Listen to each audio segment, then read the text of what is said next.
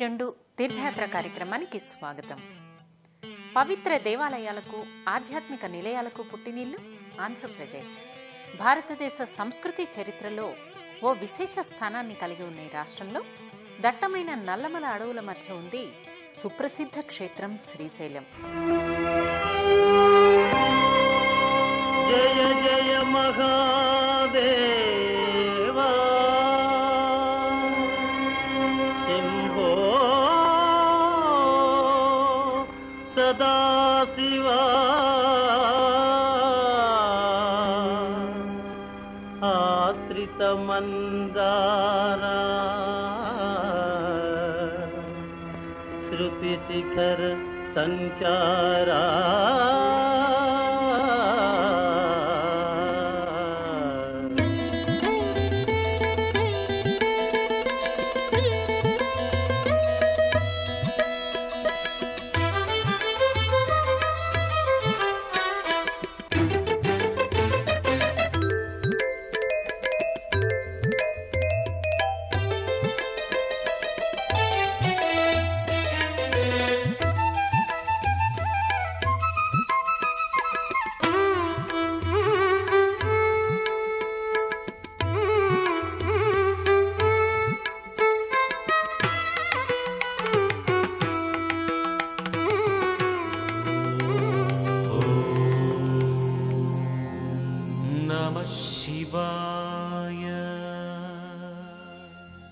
సాక్షాత్తు కలియుగ కైలాసంగా పేర్గాంచిన ఈ క్షేత్రంలో వెలిసిన భ్రమరాంబ మల్లికార్జున స్వామి ఆలయ విశేషాలేమిటో మనం ఇప్పుడు తెలుసుకుందాం.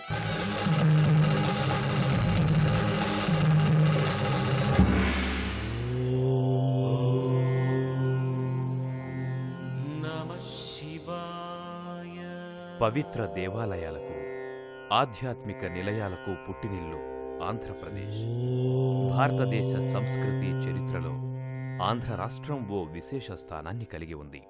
మతాచారాల విధానాలకు, ధార్మిక విశ్వాసాలకు ఆలవాలమైన ఈ రాష్ట్రంలో అడుగుకో గుడి, ఆ గుడికో చరిత్ర ఉన్నాయి.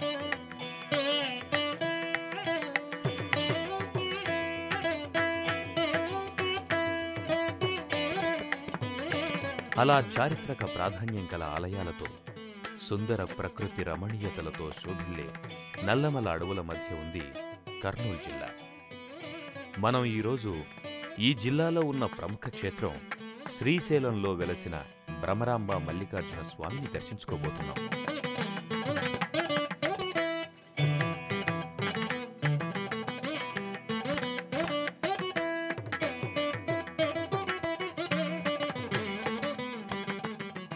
నల్లమల అడవులలో పర్వత పంక్తుల మధ్య పాతాళగంగ పేరుతో ఉత్తరంగా ప్రవహిస్తున్న కృష్ణానదికి కుడివైపున శ్రీశైల క్షేత్రం ఉంది.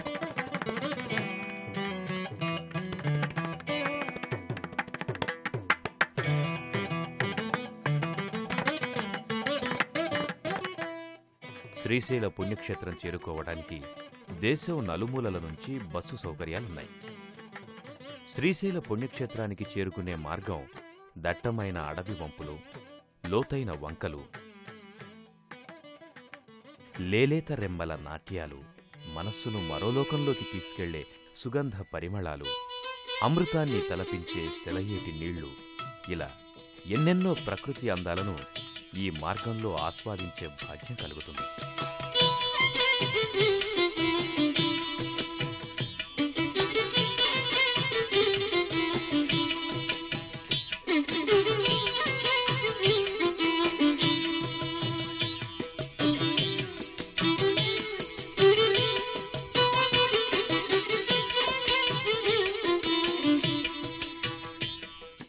పన్నెండు జ్యోతిర్లింగాలలో ఒకటిగా, అష్టాదశ పీఠాల్లో బ్రాహ్మరీ శక్తిపీఠంగా వెలసిన శ్రీశైల మహాక్షేత్రం వేదాలకు ఆలవాలమై అనంతమైన పుణ్యక్షేత్రాలతోనూ, 60 కోట్ల తీర్థరాజాలతో, మహర్షుల తపోవనాలతో, పుష్కరిణిలతో, అనంతమైన ఓషధులతో పురాణ ప్రసిద్ధి చెందిన క్షేత్రంగా విరాజిల్లుతోంది.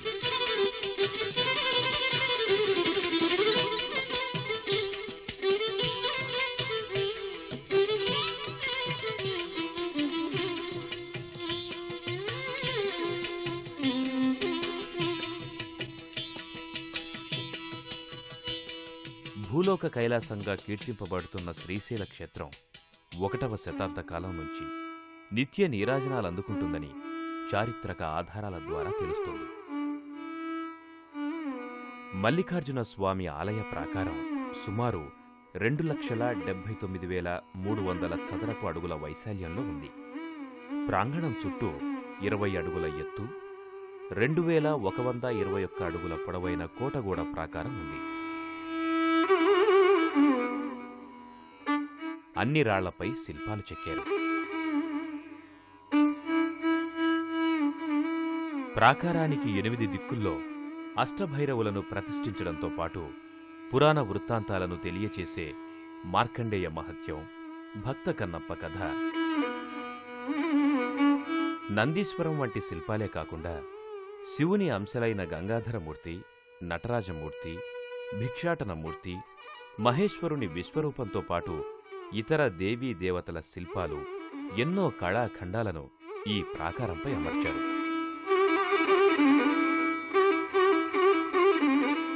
ఆలయ ప్రాంగణమంతా అత్యంత నైపుణ్యంతో చెక్కిన శిల్పకళలతో కనువిందు చేసే గోపురాలు 4 దిక్కుల్లో ఉన్నాయి.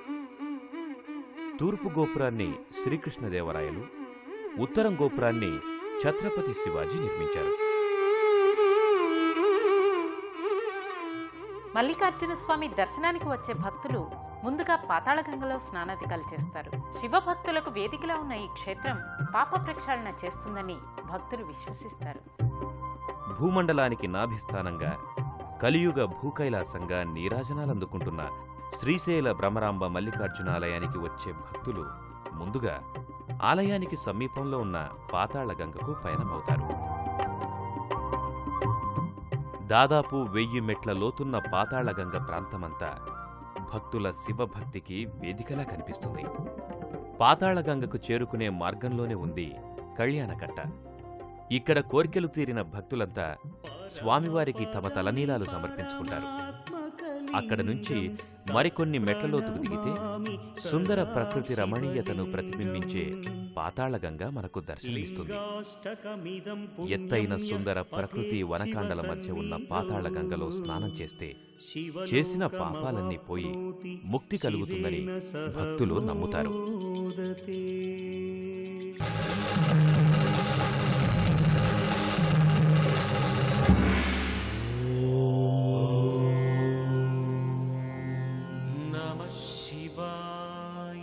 ఈ భూమండలంలోని దృశ్యాదృశ్య క్షేత్రాలన్నింటిలోనూ శ్రీశైలం మహిమగలదని, దీనిని స్మరిస్తేనే 7 జన్మల పాపాలు నశిస్తాయని స్కాంద పురాణం చెబుతుంది.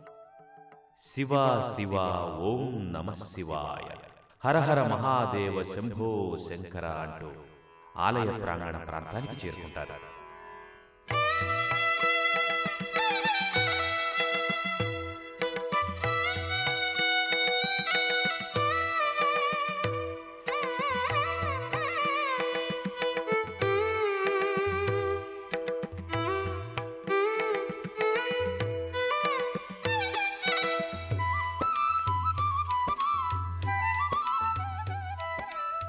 మల్లికార్జున స్వామి ఆలయ ప్రధాన ద్వారం సుమారు 30 అడుగుల ఎత్తులో ఉంది. ఈ ద్వారానికున్న వెండి తలుపుల మీద నటరాజస్వామి వివిధ రూపాలను పొందుపరిచారు.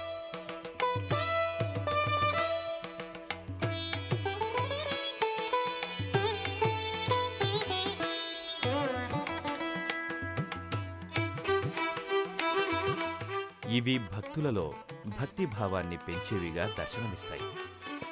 ప్రధాన ద్వారం నుంచి ముందుకు రాగానే మనకు మొదటగా కనిపించేది ఆలయ ధ్వజస్తంభం. మల్లికార్జున స్వామిని దర్శించుకునే భక్తులంతా ముందుగా ధ్వజస్తంభం దర్శనం చేసుకుని స్వామి లింగ దర్శనం కోసం వరుసలో నిలబడతారు. సమైక్యతకు నిదర్శనంలా కులమతాలకు అతీతంగా కనిపించే ఈ ప్రాంగణమంతా మహాదేవుని నామస్మరణతో మారుమోగుతుంది. జ్యోతిర్మయం చంద్రకళావతంసం భక్తి ప్రదానాయ కృపావతీర్ణ. మల్లికార్జున స్వామి ఆలయంలో భక్తులకు ముందుగా దర్శనమిచ్చేవాడు నందీశ్వరుడు. ఏకశిలారూపుడై దర్శనమిచ్చే నందీశ్వరుడి ప్రతిష్ఠ వెనుక ఓ పురాణగాథ ప్రచారంలో ఉంది. శిలాదుడనే మహర్షి సంతాన ప్రాప్తి కోసం ఘోరమైన తపస్సు చేసి శివుని ప్రసన్నం చేసుకున్నాడు. శివుడి వరంతో శిలాదుడికి నందీశ్వరుడు, పర్వతుడు అనే 2 కుమారులు పుట్టారు. వారిలో నందీశ్వరుడు కూడా శివుడు కోసం ఘోరమైన తపస్సు చేసి కనురెప్పపాటు కూడా వృధా కాకుండా సేవ చేసుకునే భాగ్యం కల్పించాలని, అంతేకాక వాహనంగా ఉండేలా వరం పొందాడు. అందులో భాగంగానే శివుడున్న ప్రతి చోట నందీశ్వరాలయం ఉంటుంది.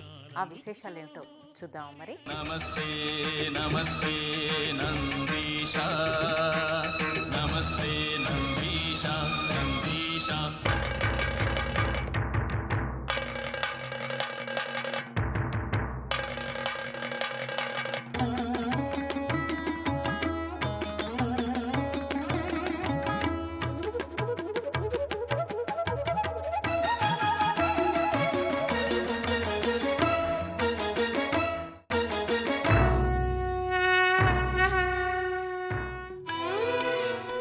తమతో తెచ్చుకున్న పూజా ద్రవ్యాలతో స్వామి దర్శనానికి వచ్చే భక్తులకు ముందుగా నందీశ్వరుడు దర్శనమిస్తాడు. ఏకశిలా రూపుడై దర్శనమిచ్చే నందీశ్వరుడి ప్రతిష్ఠ వెనుక పురాణగాథ ఒకటి ప్రచారంలో ఉంది. నందీశ్వరుడి సోదరుడు పర్వతుడు కూడా శివుడి కోసం తపస్సు చేసి ఆయన్ను ప్రసన్నం చేసుకుని శివపార్వతులతో సహా తన శిరస్సుపై కొలువుండేలా వరం పొందాడు.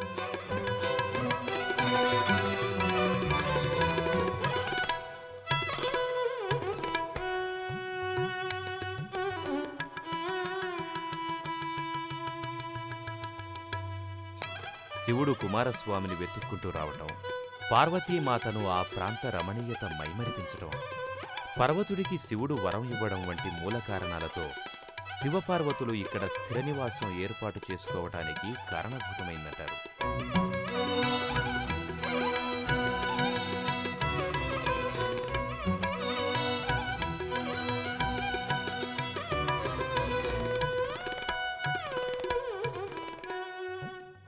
శివుడు వెలసిన పర్వతమే శ్రీపర్వతం. తర్వాత అది శ్రీశైలంగా మారిందని చెప్తారు. నందీశ్వరుని శిలారూపం ఆనాటి శిల్పకళా చాతుర్యాన్ని ప్రతిబింబింపచేస్తుంది.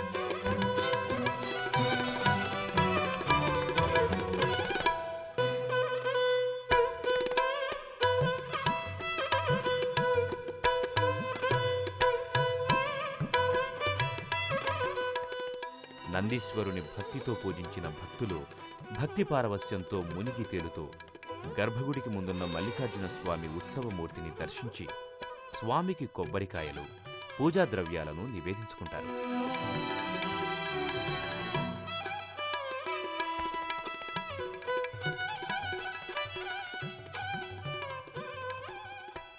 కలియుగ కైలాస క్షేత్రంగా ప్రసిద్ధిగాంచిన శ్రీశైల భ్రమరాంబ మల్లికార్జున స్వామి నిత్యము భక్తులచే ఇక్కడ నిత్య నీరాజనాలు అందుకుంటున్నాడు. సాక్షాత్తు శ్రీరాముడు సైతం రావణ వధానంతరం బ్రహ్మహత్యా దోషాన్ని పోగొట్టుకోవడానికి ఇక్కడ స్వామిని దర్శించుకున్నాడని చెబుతారు.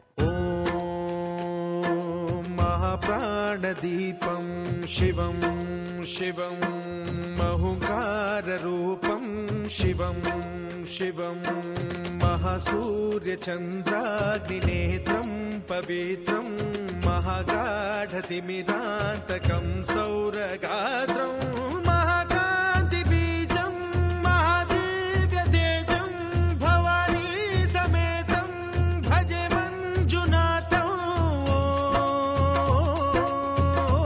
నమః శంకరాయ చ మయ. భూమిలోకి చొచ్చుకునిపోయినట్టు కనిపించే మల్లికార్జున స్వామి ఇక్కడ భక్తుల చేత నిత్య నీరాజనాలు అందుకుంటున్నారు. ఈ జ్యోతిర్లింగాన్ని దర్శించిన భక్తులు స్వామివారికి శిరస్సు తాకించి మొక్కటం ఇక్కడి విశిష్టత.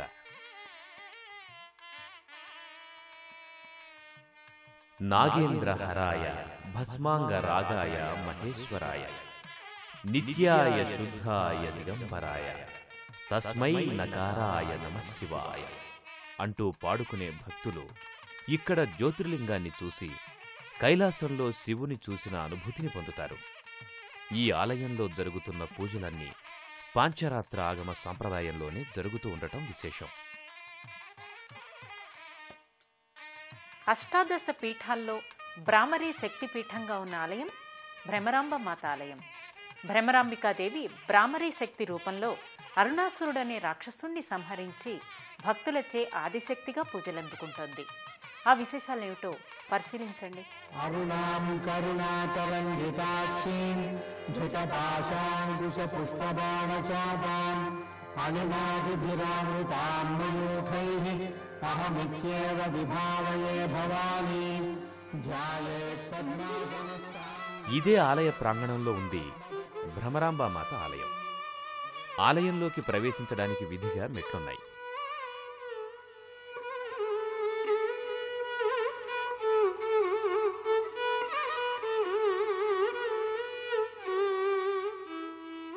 ప్రధానాలయం ముందు భాగాన ఉన్న ప్రధాన ద్వారాల మీద అమ్మవారి చిత్రాలన్నీ భ్రమరాంబ అమ్మవారి పట్ల భక్తిభావాన్ని పెంచుతాయి.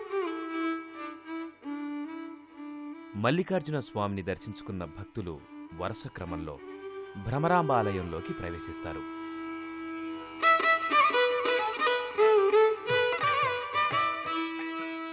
ప్రధానాలయ ప్రాకారాలన్నీ అందమైన ఆనాటి శిల్పకళా సంపదను ప్రస్ఫుటింపచేస్తాయి.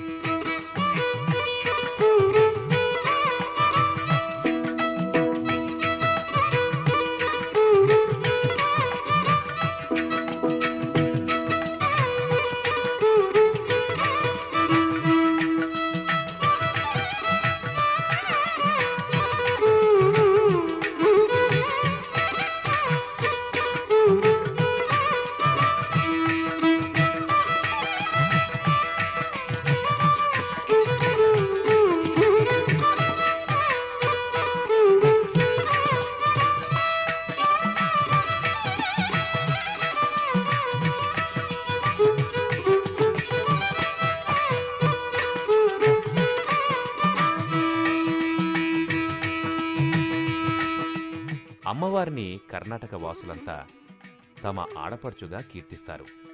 12 జ్యోతిర్లింగాలు అంటే 12 జ్యోతిర్లింగాల్లో కూడా మల్లికార్జున స్వామి ఒక జ్యోతిర్మూర్తిగా ఇక్కడ వెలిశాడు. ఆ తర్వాత 18 శక్తిపీఠాలునే ఉన్నాయి. 18 శక్తిపీఠాల్లో భ్రమరాంబాదేవి కూడా ఒక శక్తిపీఠం. శక్తిపీఠం ఉంటే స్వయంభూ ఆమె వెలసినటువంటి ఒక విగ్రహం చెప్తారు. దానికి అలా భ్రమరాంబాదేవి చరిత్ర ఎలాగంటే అరుణాసురుడు రాక్షసుని సంహరించడం కోసం అని చెప్పి ఇక్కడ ఆమె భ్రామరి రూపంలో వెలసింది అని చెప్తారు. భ్రామరి అంటే తుమ్మిదాని. అరుణాసురుడికి బ్రహ్మదేవుడు తపస్సు చేస్తే ఆ యొక్క బ్రహ్మ ఆయనకు వరం ఇచ్చాట. ఏమని, నేను నా యొక్క శరీరం మీద ఉండే రక్త బిందువులు ఎన్నైతే భూమి మీద పడతాయో అంతమంది మళ్ళీ అరుణాసురులు ఉద్భవించేటట్టుగా నాకు వరం ఏమని చెప్పి అడిగాడట. సరే నేను ఇచ్చాను పొమ్మన్నాడు ఆ మహానుభావుడు బ్రహ్మ. ఆ తర్వాత ఆ అరుణాసుర రాక్షసుడు దేశం మీద పడి అందరినీ హింసిస్తున్నాడు, ఋషీశ్వరులను కానీ మానవులను అందరినీ కూడా. అప్పుడు వీళ్ళంతా కూడా విష్ణుమూర్తి, శివుడు, చివరకు ఈ బ్రహ్మ వీళ్ళందరికీ కూడా ఏం కాకపోతే వాళ్ళు అప్పుడు పోయి ఆ అమ్మవారిని వేడారట. అమ్మ ఇది పరిస్థితి, మా వల్ల అతన్ని మేము సంహరించడానికి మాకు చేత కాలేదు, మాకు ఏదైనా నువ్వు అనుగ్రహించి అరుణాసుర సంహారణ చేస్తే మేమైనా ఇక్కడ ఉండగలుగుతాం, లేకపోతే లేదని చెప్పి అడిగారట. అప్పుడు ఆమె సరేనని చెప్పని వచ్చేసేసి ముందు అరుణాసురుణ్ణి సంహారం చేయడానికి ఆమె ఉపక్రమిస్తే ఆ బిందువులు శరీరం మీద ఎప్పుడైతే ఆయుధంతో ఆమె యుద్ధం చేస్తున్నదో ఆ యుద్ధం చేసే టైంలో ఆ రక్త బిందువులన్నీ భూమి మీద పడుతున్నాయి. ఆ పడ్డప్పుడు మళ్ళీ అరుణాసురులు కొంతమంది ఉద్భవిస్తున్నారు. అప్పుడు కాదని చెప్పిన అమ్మవారు మళ్ళీ జ్ఞానముద్ర తెలుసుకొని ఆమె భ్రామరి అనే రూపంతో, తుమ్మిద రూపంతో ఈ అరుణాసురుడి శరీరాన్ని అంతా కూడా ఆపాదమస్తకం ముట్టేసేసి ఆమె ఆ రక్తానంతా పీల్చేసింది. పీల్చిన కారణం చేత అరుణాసురుడు ఇక్కడ చనిపోయినాడు. చనిపోయిన తర్వాత ఆమెకు భ్రామరి అనే పేరుతోటి భ్రమరాంబగా ఇక్కడ వెలిసింది.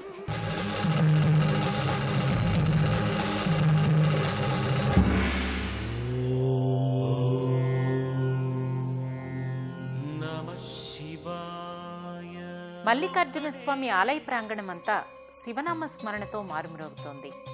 ఇక్కడ భక్తులు శివుణ్ణి ధ్యానిస్తూ అవ్యాజమైన భక్తికి అనంతమైన విశ్వాసాలకు నిదర్శనంలా కనిపిస్తారు. మాది గుంటూరు జిల్లా మేడికొండూరు గ్రామం. ఇక్కడ భ్రమరాంబ మల్లికార్జున స్వామి గుడి ప్రసిద్ధి చెందింది పుణ్యక్షేత్రం. ఇది 4వసారి రావటం.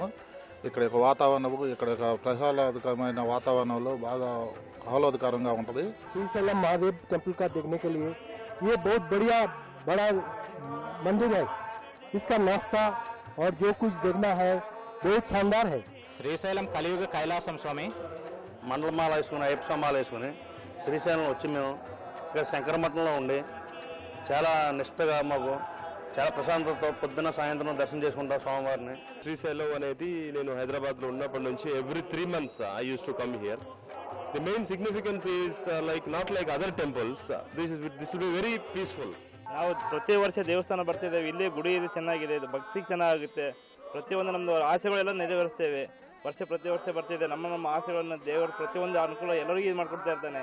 ನಾವು ಪ್ರತಿ ವರ್ಷ ಬರ್ತಿದ್ದೇವೆ, ಪ್ರತಿ ಇದಕ್ಕೆ ಬರ್ತಾ ಇದ್ದೇವೆ. ಒಳ್ಳೆ ಭಕ್ತಿಯಿಂದ ಇದೆ, ಒಳ್ಳೆ ಚೆನ್ನಾಗಿದೆ. జ్యోతిర్లింగాలలో ఒకటి ప్రసిద్ధమైన శ్రీశైలం. నేను ప్రతి సంవత్సరం ఇక్కడ దర్శనం చేసుకుంటుంటాను.